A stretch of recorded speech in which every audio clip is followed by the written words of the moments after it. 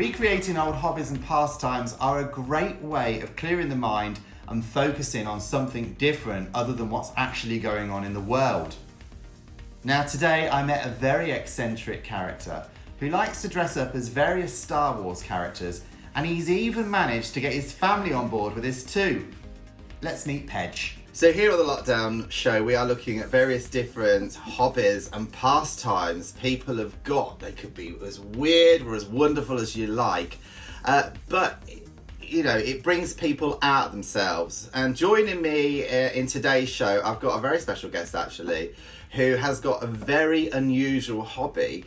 He's also now turned into a money-making sort of pastime as well. So without further ado, let me introduce him. It is the Pedge.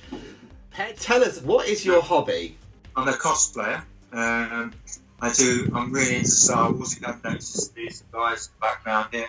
And basically I've been doing charity work for various Star Wars groups throughout the country, raising money for young children and one thing or another.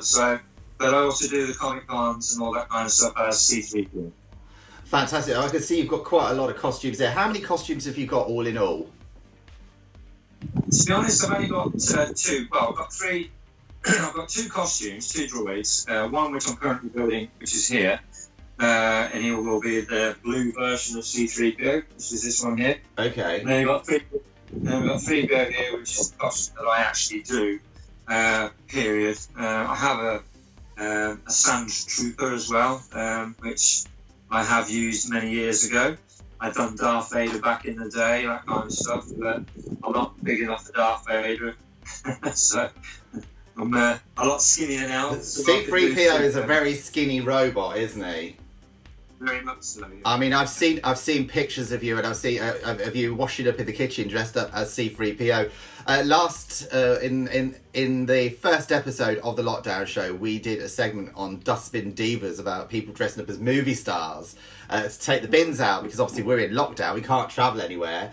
Have you felt the need to actually take the bins out dressed as a Star Wars character? I do crazy things.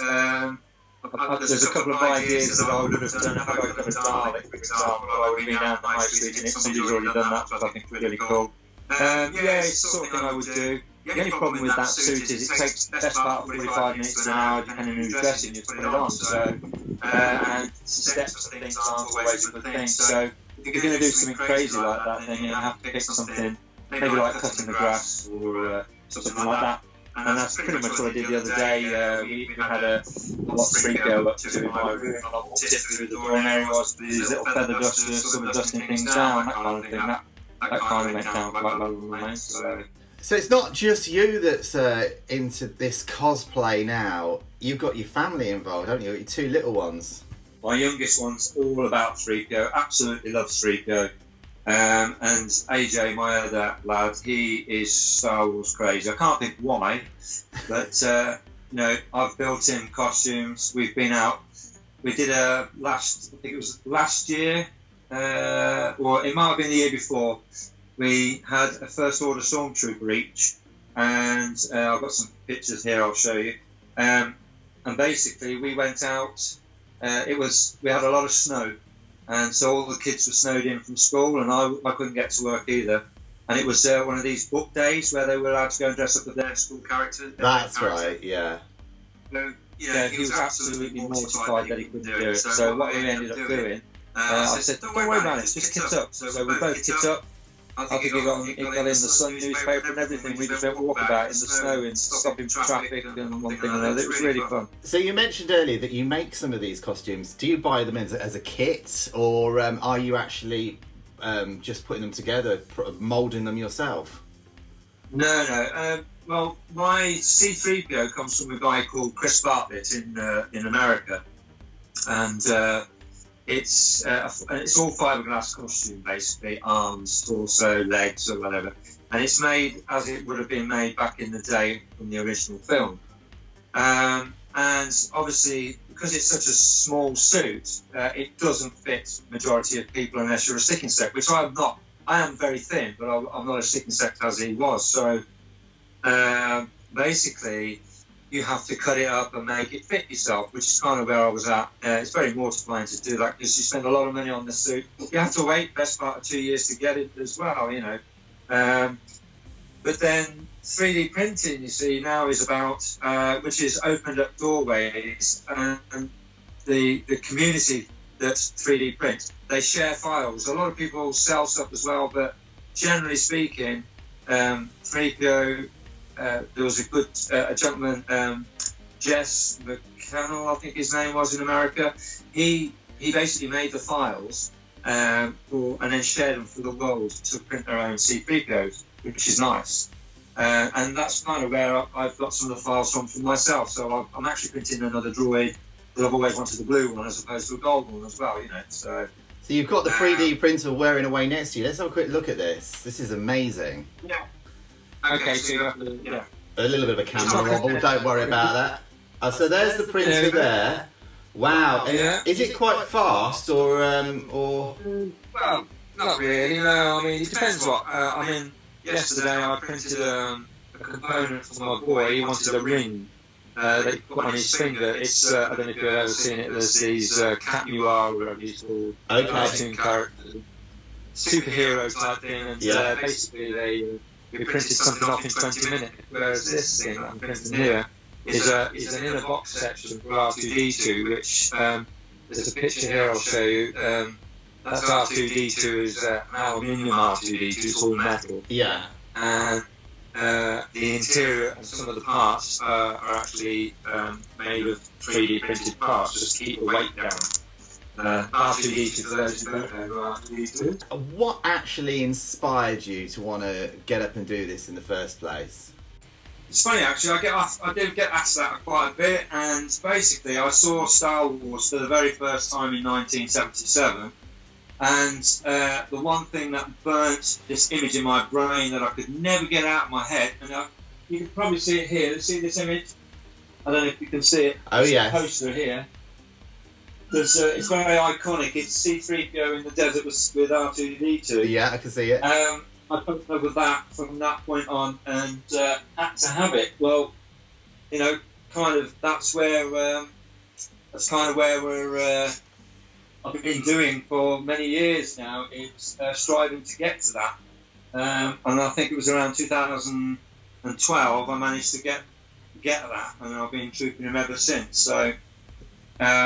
Star Wars, always Star Wars. So you've turned a hobby as well into a little bit of a vocation as well, because you do make money for charities, don't you? Yeah, for charities. I mean, it's very rare that we make money ourselves. I mean, not going to lie, I have had the odd payday out of it, but it was more about the money for the children, you know, children that have had a bad start in life or basically have got no life. So we were doing a lot of that kind of stuff. So yeah, that's kind of where it was all about. Just it's like at Comic Cons as well. The children and adults, when they actually see that costume, you know, it's their childhood right there in front of them, and it's just something you never get over. I mean, the costume is one of the most horrible costumes you could ever want to wear. It's really, really a horrible thing to wear, but to see the children and to see other people's faces and the joy that it brings, it's absolutely awesome. It's worth every time, you know. So Paul, what else do you get out of this cosplay?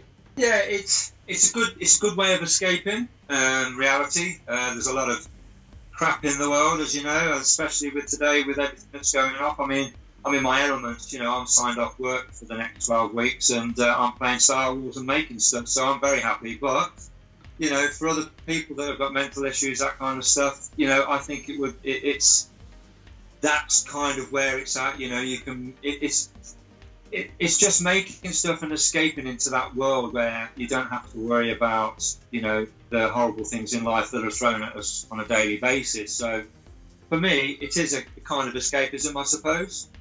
But also the character that I've always wanted to have a go at playing, you know. The different people have different ways of dealing with stress and anxiety. Some people deal with stress and anxiety by using exercise. Other people actually just go and start cooking, and other people have got weird and strange hobbies. I'm not saying your hobby is strange, it's just unusual, but it's fantastic. Yeah, it's fantastic, strange, and bloody expensive. You need deep pockets, which I don't have. I have to say, this is something that I've done over a long time, and to get where I am now. I mean, I dread to think what I've spent on that costume, but it's not about the money. It really isn't. You know, it is about, again, like I said to you before, bringing that passion, that sort of that thing that everybody sees on big screen. They see it in front of them, and again, it's the same sort of thing as that, getting, you know, the mental thing. What's been one of the most memorable events that's happened to you while you've been in the costume? Several, really. I mean, I've done some stuff for, I've done some celebrity work. I'm not going to drop any names, but I've done some big characters in the past. The most memorable one for me, I believe, would be meeting Anthony Daniels. I've met him a couple of times. That's the guy who was C3PO in the films.